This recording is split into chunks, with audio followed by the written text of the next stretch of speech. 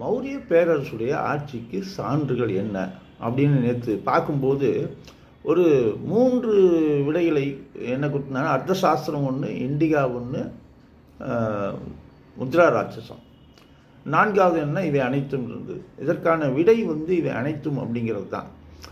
ஆனால் இதில் என்ன ஒரு விஷயம் அப்படின்னா, இந்த அர்த்த சாஸ்திரமும் இண்டிகாவும் மௌரிய பேரரசு இந்த சமகாலத்தில் எழுதப்பட்டது.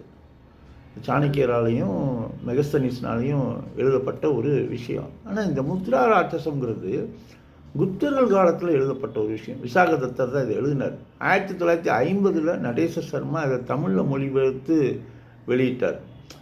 இதோட மறுபதிப்பு 2000 மறுபடியும் இது வந்திருக்கு. அதே மாதிரி நம்முடைய பரிதிமார் கலைஞர் விகோ சூரிய நாராயண சாஸ்திரி உடைய பெயர் தான் நம்ம பரிதிமார் கலைஞர். அவரும் இதை மொழிபெயர்த்து வெளியிட்டிருக்காருங்கிறது ஒரு கூடுதல்